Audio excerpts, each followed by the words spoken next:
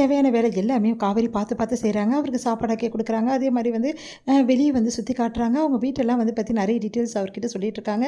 இதெல்லாம் பார்க்கும்போது விஜய் ரொம்ப சந்தோஷமாக ஃபீல் பண்ணுறாரு. எவ்வளோ சந்தோஷமான விஷயம் இங்கே இருக்கிறது. உண்மையிலேயே இந்த ரம்மியமான சூழ்நிலையில் வாழணும்னு எல்லாருமே ஆசைப்படுவாங்க. காவேரி, நீங்கள் எப்படி வந்து சென்னையில் வந்து வந்தீங்க? இந்த இந்த வந்து இவ்வளோ அழகான வந்து எங்கள் இடத்த விட்டுட்டு எப்படி வந்தீங்க? உங்களுக்கு எப்படி மனசு வருது? அங்கே வந்து எப்படி உங்களால் வாழ முடியுது? அப்படின்னு சொல்லிட்டு எல்லா விஷயத்தையும் கேட்குறாரு. அதுக்கு வந்து நடந்த விஷயத்தை எல்லாத்தையுமே வந்து காவேரி ஒன்று விடாமல் சொல்லிட்டு இருக்காங்க.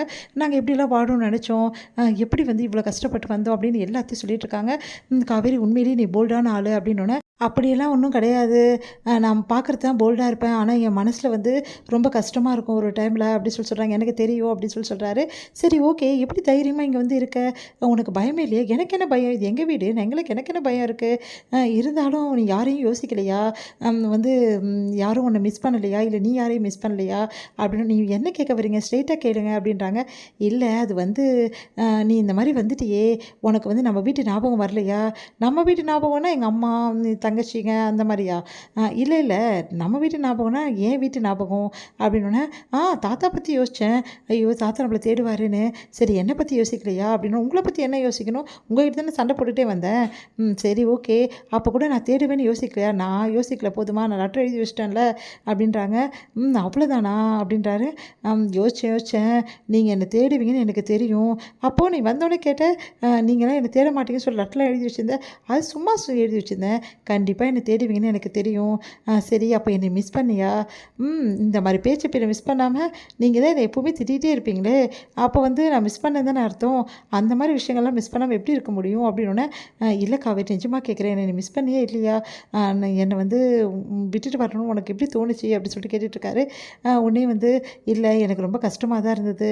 இவ்வளோ நாள் உங்கள் கூட இருந்துட்டேன், திடீர்னு வந்து உங்களை விட்டுட்டு வரேன், எனக்கு ரொம்ப கஷ்டமாக இருந்தது. ஆனால் வேறு என்ன பண்ணுறது? நீங்கள் தான் என்னை போன்னு சொல்லிட்டீங்களே. நான் எப்போ போன்னு சொன்னேன்? நீங்கள் தான் அங்கே சொன்னீங்கல்ல. சரி சரி, பழசெல்லாம் பேச வேணாம், நீ என்னை மிஸ் பண்ணலை, எனக்கு அது போதும் அப்படி சொல்கிறாரு. உடனே சிரிக்கிறாங்க காவேரி. அடுத்து வந்து, சரி, நீங்கள் இந்த ரூம்லேயும் படுத்துக்கங்க, நான் வேறு ரூமில் போய் படுத்துக்கிறேன் அப்படி சொல்கிறாங்க.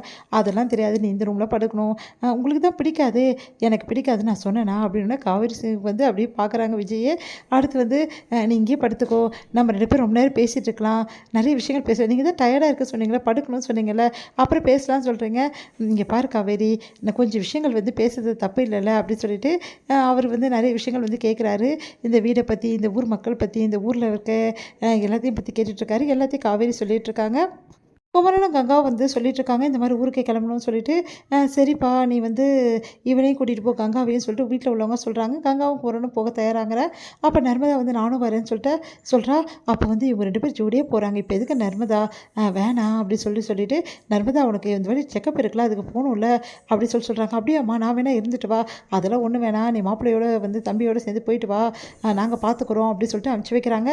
இங்கே 2 பேருமே ஊருக்கு வராங்க. ஊருக்கு வந்து பெரிய பிரச்சனை காத்துட்ருக்கு அவங்களுக்கு. அவங்க அம்மா வந்து சில பேர்லாம் வந்து பயங்கரமாக திட்டிகிட்டு இருக்காங்க. அந்த டைமில் வந்து நம்ம குமரன் போகிறாரு. போயிட்டு என்ன விஷயம்னு சொல்லிட்டு எல்லாரையும் வந்து கேட்குறாரு. அப்போ அவங்க எல்லாருமே குமரனை அடிக்க வராங்க. அந்த டைமில் விஜயும் காவேரி அங்கே வராங்க. காவேரி ஓடி போய் மாமாக்கு என்னாச்சுன்னு சொல்லிட்டு ஓடி போகிறாங்க. அப்போ வந்து அவங்களையும் தள்ளி விட்டுறாங்க. அதனால் செமையாக கோவம் வந்தது விஜய்க்கு. உடனே எல்லாரையும் போட்டு அடிச்சுட்டு வந்து வந்து குமரன் வந்து காப்பாற்றுறாரு. அப்போ குமரன் அவங்க அம்மா வந்து விஜய்க்கு வந்து நன்றி சொல்கிறாங்க. விஜய் வந்து அதுக்கு வந்து என்ன பண்ணுறாரு, வெளிப்படையாகவே குமரனையும் கங்காவையும் பாராட்டுறாரு. இவங்கள மாதிரி இருக்கவே முடியாது, இவங்கள பார்த்து எனக்கு பெருமையாக இருக்குது அப்படின்னு நம்மளாம் சொல்கிறாரு. அதெல்லாம் கேட்டு கங்கா வந்து ஒன்றும் புரியாமல் யோசிக்கிறாங்க. உடனே வந்து என்ன பண்ணுறாங்கன்னா, இவ்வளோ நல்லவராக இருக்காரு அப்படின்னு சொல்லிட்டு கங்காவும் யோசிச்சுட்டு என்ன பண்ணுறாங்க, நம்ம விஜய்க்கு வந்து முதல் முறையாக வந்து தேங்க்ஸ் சொல்கிறாங்க. அதை பார்த்து காவேரியும் சந்தோஷமடைகிறாங்க.